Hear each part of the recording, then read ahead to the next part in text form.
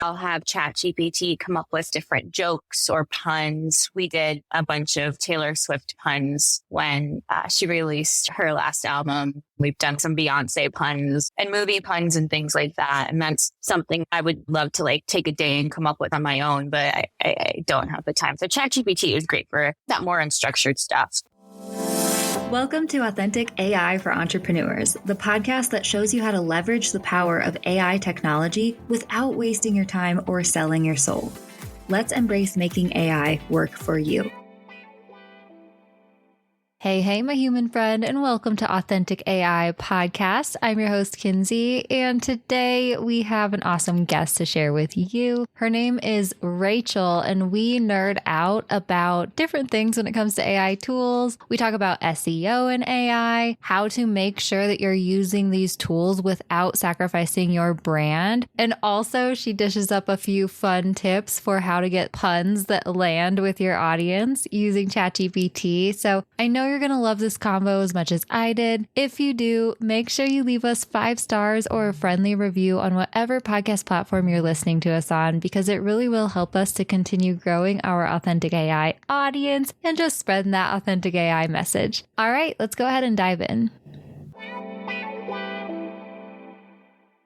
Hi, Rachel. Thank you so much for coming on Authentic AI for Entrepreneurs. I'm so excited to bring you on the show, lady. I am so excited to be here. I think this is going to be a really fun conversation. Oh, yes. It is always fun when we get to geek out about AI tools and all that jazz. But before we dive into all things AI, can you please just share, who are you? Tell us a little bit about yourself. Yeah, I'm Rachel. I'm the director of marketing for NextNet Media, the parent company of 7 brands in the SEO space. If you've heard of the Hoth or Authority Builders or linkbuilder.io, they're the companies I do marketing for. I usually will say I market marketing. And many of our clients too are entrepreneurs and people who are trying to grow their businesses. So definitely understand so many of the challenges and definitely some of the successes that people who are really trying to make their own way. And I think really exciting.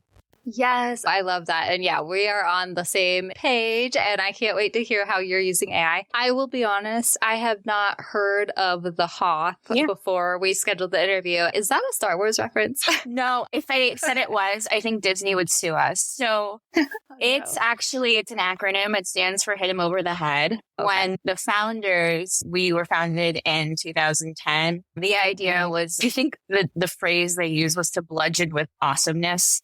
So the name stuck, but it's actually pretty fun because we do have that Star Wars. Even though my Google alerts sometimes, I'm like, oh, wait, this is not about us. We have a very cool red monster called the Hoth monster who represents our brand. And that's actually been a really great asset for us to have. Even if they don't remember the name, they're like, oh, you're the company with the big red monster. Yes.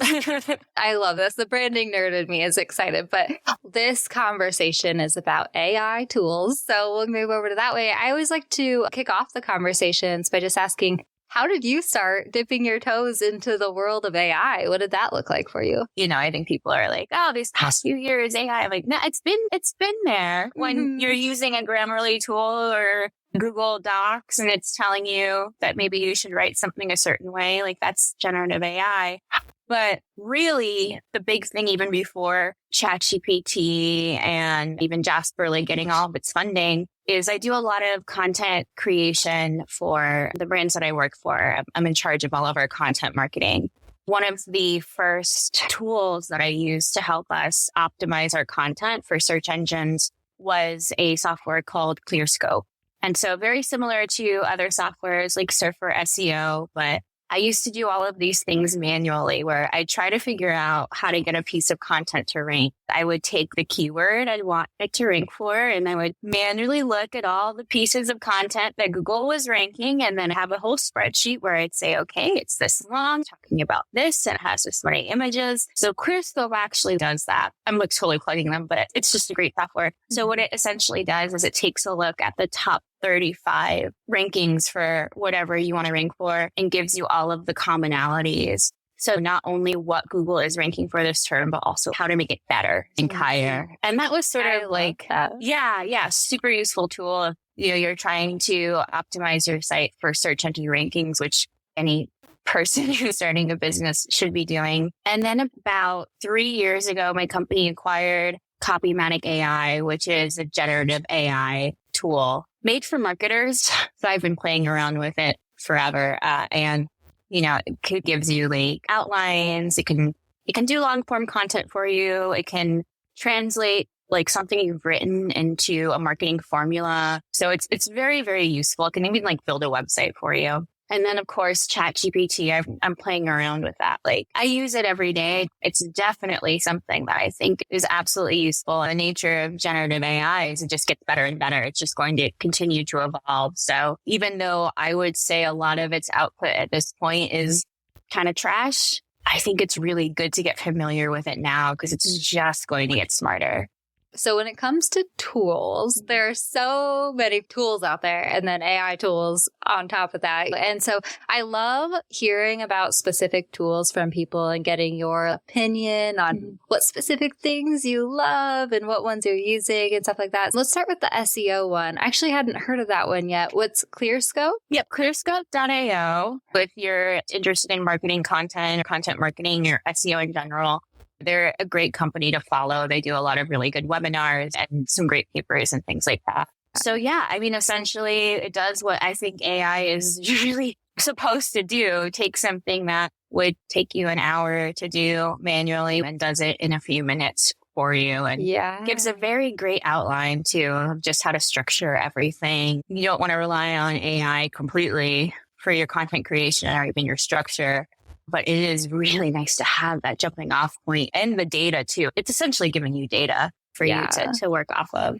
That's so great. Just a few questions about some of the specific stuff. So I know you said you started with the ClearScope one. Is that a tool that you're still using for the SEO stuff or have you tried other ones? And also follow-up question real quick, because I know you work for a slightly bigger company. And one of those things that I always notice about AI tools too is, okay, was this made for one of those enterprise companies or was this made for someone who's smaller? So what's your take on that? I think it's very user-friendly. Okay, cool. A similar tool would be Surfer SEO. I think very, very similar. And I would say the prices are pretty comparable. At the end of the day, I think with a tool like that, it's really about which UX you connect with. I happen to connect with ClearScope, somebody else may connect with Surfer, but they essentially do the same things. Any entrepreneur creating content for their website, which everybody should be doing, would find some use with this tool. It's not just for an enterprise brand like mine. Perfect. Yes, I know. It's all those little technical questions. I'm like, ooh, wait, tell me. Because I feel like choosing between certain tools, people are always like, have you tried Claude or Gemini or ChatGPT or which one do you like? Or then there's Copymatic, like you're saying. There's all these different tools and they're all very similar. I think it's hard sometimes for people to choose which ones do I use. And then if they test out so many different ones, it becomes like, oh my gosh, there's so many. So tell us about Copymatic. What specific tasks is it really great for? And what would you go to that over ChatGPT or the other way around for? I love Copymatic for entrepreneurs, people who are working on marketing tasks, writing copy for their website, writing emails, or virtually any sort of business writing. The big differentiator is you don't need to worry so much about the prompting. Even though I'm using it all the time, my big struggle with ChatGPT still is it can be complicated to figure out exactly what to put into the ChatGPT machine to get what you actually want. Copymatic does that initial first step for you. It really understands the outputs that you're looking for, depending on what kind of content you want it to create. So that, to me, it's, I think, a great entry level to streamline their marketing assets and their content creation. ChatGPT, I think, is a little different. I think that's something that's a little bit more Wild West. So curious about, I think, because I know you said already that a lot of the AI output can be crap, which we definitely all know. We've all seen those AI cliches. My listeners have heard me say this on the podcast, but I'm like, if I get one more email with the subject line, unlock the power of, and a rocket emoji. Oh my God. So how is Copymatic when it comes to that? Because that's one of those things too. I hear what you're saying about sometimes it being hard to prompt ChatGPT, but then I also feel like I like ChatGPT because I do have control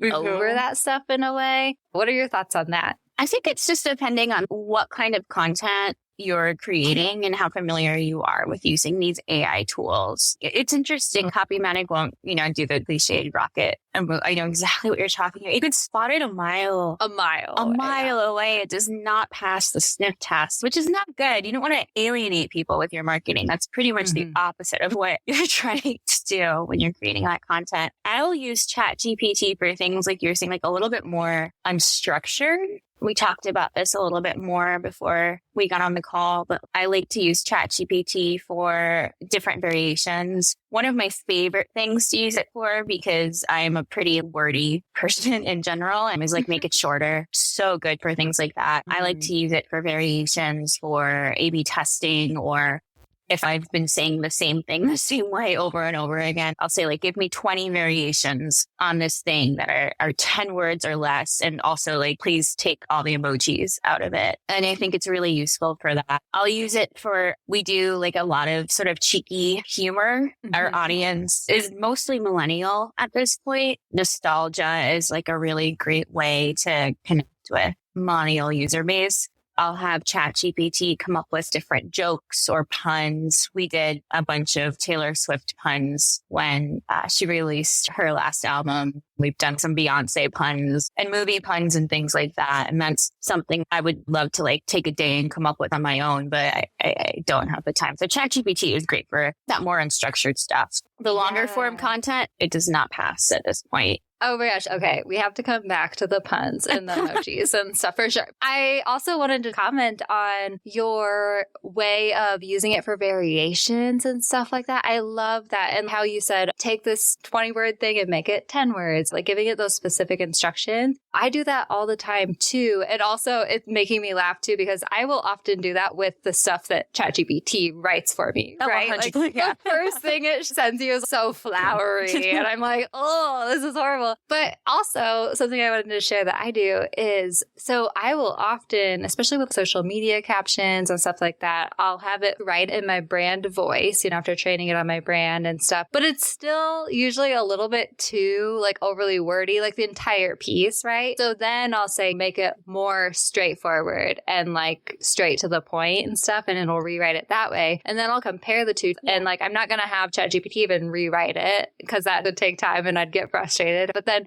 I'll pull bits and pieces from both pieces of copy that it wrote for me. And that's what ends up being the end caption. And that's how I found. And I love having it do like more ways to say this and stuff. Yeah. So like if we want to send, let's say like an email campaign out, and I'm trying to test different subject lines, for instance, I think ChatGPT is really great for that. We do a lot of paid advertising at my company. So we'll do variations on different headlines or graphic text and things like that. Just those little things that would take somebody maybe an hour to come up with something good. I love what you're saying, where you're like, okay, like I can piece this together, because I do think that content in general, writing is primarily editing. So it is nice when you have that. Do you want to create more Instagram Reels but get stuck on what to post? I hear you. That's why I'm excited to share our new free resource, the Reels Prompt Playbook for ChatGPT. This playbook includes 20 ready-to-use AI prompts for Reels, hooks, and captions, and makes it super easy to create trendy content that grabs attention without spending endless hours scrolling Instagram for inspiration. Whether you want to share behind the scenes, offer quick tips, or tap into the latest trends, the Reels Prompt Playbook has you covered. Download your free Reels prompt playbook at DIY.ai/Reels. And the best part, these ChatGPT prompts are designed to work for entrepreneurs in any industry. Plus, you can pair these prompts with any trending audio or any video that you find on your phone. Basically, they're super easy, super quick, and will keep your content super authentic while saving you loads of time and headache. Grab your free playbook now at DIY.ai/Reels and start showing up on Instagram consistently today.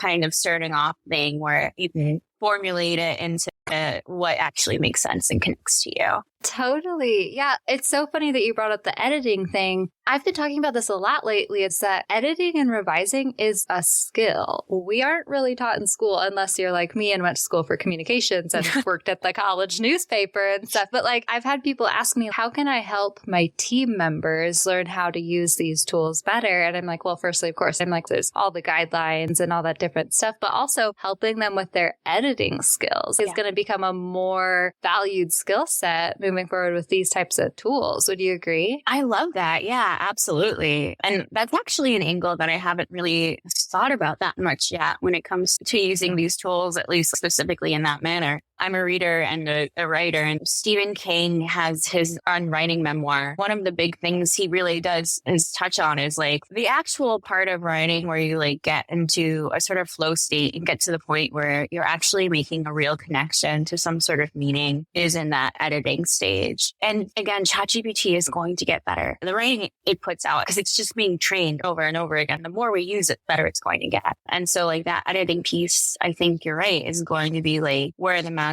happens at some point, and is going to be necessary because also its nature is just, it's derivative. It's content that's already existing. That's how the model works. You might not even actually own that content if you're hosting it just as it is. Yep. Okay. I want to dive a little bit deeper into subject lines because this is, I think you probably already got that feeling from me, but this is one of those pain points, pain in my butt points that always gets me, especially like with AI tools and stuff, the subject lines, man, it's just really hard to get it to not use a freaking semicolon to like, it's like those things, subject lines especially are those things that like are so easy to pick out written by AI and stuff. So do you have any tricks that you use when it comes to that sort of stuff? Oh my goodness. I think it does just go back into the editing thing. I'll ask for angles. And I really rarely publish or use something that I don't keep touching. But it is nice to have those variations spat out at you. And then there are some things it'll say where I might not have thought to put it in that certain way or to reach somebody in a certain way. But the writing itself is still not good. Yeah. And that's okay. That's okay. These are tools. You still need that human element. And I know people are afraid of AI like stealing jobs from creatives, but there's always going to have to be a tastemaker. There is always going to have to be somebody who's able to look at this and say whether or not it truly connects. And there has to be somebody who looks at it and says, this is a cliche, like the semicolon or the rocket ship emoji, etc. Another thing that just came up for me too, that I've been doing a lot with the AI stuff, especially for my brand, I really like using like kind of those like, I like swapping like kind of generic descriptive words for like wordsmithing, like big hyphenated word, or like describing the moment, the experience or something, instead of just using a descriptive word like, do you feel overwhelmed? Or have you been banging your head against the keyboard? Or things like that. But with AI, sometimes I can have ChatGPT brainstorm those things for me, like the everyday experiences, which I love doing because it's like, because I'm like, you see me, ChatGPT. Like it really is okay at that stuff, actually, when you know the question to ask it. But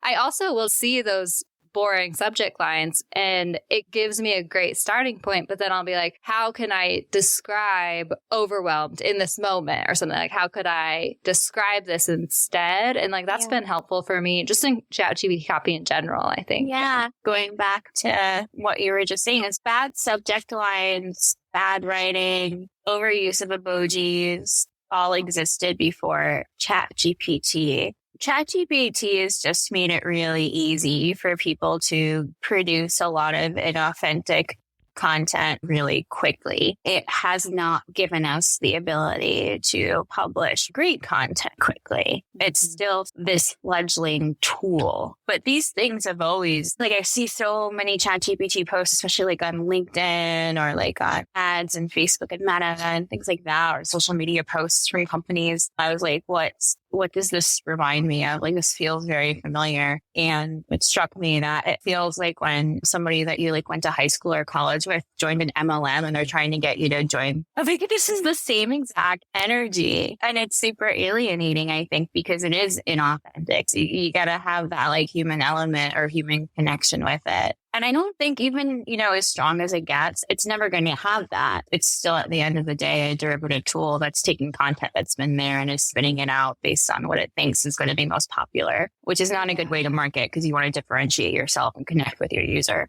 Oh, that's so interesting. I love that we're taking the conversation here, and it's really just so funny. I loved the MLM thing. It's like the freaking faceless marketing on Instagram now. I'm like, oh, whatever. But I love thinking about the energy behind a post. And this is what I've actually talked about for years with my sister brand, Feel Good Social. And then now thinking about this with AI tools, I went through a phase. Okay, you know how you go through the ups and downs in your life, and you're like, okay, May was a hard one for me. I was just surviving, and now I'm back to thriving, or at least feeling more creative in my business, right? And I've been having fun with the copy. Am I still using ChatGPT? Heck yeah, I am. And at the same time, I've really been just having fun, adding my own little twists, adding my own little Kinseyisms to the stuff. Yeah. And I feel like it's coming through in my content and more people are engaging and stuff. And so I've been using the ChatGPT AI tools, and it has really been saving me time, because let me tell you, it used to take me an hour to write an Instagram caption. Now it takes me more like 15 minutes. So 45 minutes saved per caption. That's still pretty good. And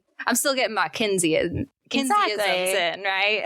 Exactly. Yeah, and that's the thing. It's funny. I always think about that. I'm I could write a 3,000 word post or a huge white paper. And then when it comes time to promote it on social media, I'm what is the caption going? Thank you. It's all about leaning into our strengths and where our creativity thrives, and then using the tools where we need to use them, where we need a little bit of help too. That's such a great point. Okay, I would love to talk more about specifics when it comes to the puns and just jokes and quirks, and also, the nostalgia and millennial stuff, because here's the thing. Tell us your secrets when it comes to getting the stuff that actually hits, right? Because sometimes when you're just trying to get ChatGPT, when you're my audience is millennials, it goes way the hell overboard with or nostalgic. I'm no, I need you to sprinkle it in. I don't need you to completely make my business about NSYNC, right? So what is your process with that? Well, I'll give the context to one of them too. As a lot of marketing teams, I feel around the end of the year is I am also victimized by the Spotify Wrapped phenomenon. And so we do have to come up with something every year. And we were trying to figure out, because everybody has been doing the same thing recently where they're okay, these facts about our business. I'm okay, that's, but not that much fun. So we did do a little of that, but then we were okay, what if we came up with a list of the top songs of the year, but inserted some digital marketing puns in them. I think it took a little while, and it really goes back to what we were talking about, where it was just give me 10 popular songs right now and put SEO puns in them. And then the first batch were not that good. And then you just get more and more specific. So it's, can you make them shorter? Can you make them talk about this specific element of SEO? Can you, and we're just sort of narrowing it down and playing with it. And again, doesn't get it right on the first time, but certainly takes a shorter amount of time than I was just to sit there and do that all day. So we just kept feeding it prompts and kept saying, okay, we'll do one for Beyonce and do one for Taylor Swift and do one for this or that. They're groundbreaking, but I think that's the kind of thing that I like to use it for, because it's not something where I have to sacrifice the voice of my brand or have it take over that. It's really just doing some thinking for me in a way that is not, I don't have to work harder, and I'm also not losing anything by publishing it. Oh, I love that. Exactly. Every day it's, come on, use your own critical thinking skills. Use these tools to help you then keep the ball rolling, amplify it, expand it, whatever it is, but still use your own knowledge. Don't let these tools completely do the thinking for you and then iterating, going back and forth. And it's exactly that. It's, okay, what do I know I love? Mean Girls. What are Mean Girls quotes? Oh, what about this Mean Girls quote? How can I turn that specific quote into a pun? It's not just make puns. It's just getting more specific is so helpful. Exactly. And yeah, I love the way that you put that, because you're still putting yourself into it, but it's not taking over your content. And I love the title of this podcast, Authentic AI, because I think that's the struggle that people are having right now. It's such an easy way out, AI, when it comes to creating content. But the first thing you sacrifice is authenticity. And that's just the nature of the beast. That's how the software works. But I think we all can agree that authenticity, especially these past few years where we've seen the rise of TikTok and we've seen Reddit actually being included in search results and in marketing campaigns. And people want to hear from people. And even your brand or your business, in a sense, is a character. It has a voice. And you can't sacrifice it to the gods of AI completely, or you're going to lose your differentiating factor. People don't buy products, but they choose the products they buy based on how they associate that brand with their own principles. Oh, I love that. Thank you so much. I've loved our conversation. I can't wait to share it. Can you please tell everyone how they can connect with you and find out about all your things? Because I know they'll want to. Yeah. So if you want to see some SEO puns, you could follow the Hoth on our social media channels. I run those campaigns. There's also some knowledge drops too. It's not all Taylor Swift jokes. And that's at the Hoth SEO. And we're on LinkedIn, Instagram, TikTok. Awesome. Thank you so much. Yeah, thank you. This is a lot of fun. How great was Rachel, you guys? It was just so fun to kind of geek out with another millennial. You couldn't tell. I truly love chatting with fellow down-to-earth entrepreneurs who are using AI tools in creative ways. So if you did like this episode, make sure you share it with another business friend who should also listen to it. And while you're at it, why not leave us 5 stars or a friendly review on whatever podcast platform you're listening to this on, because that really will help us to keep growing our Authentic AI community. All right. I hope you have a great rest of your week, and I'll catch you next time I catch you.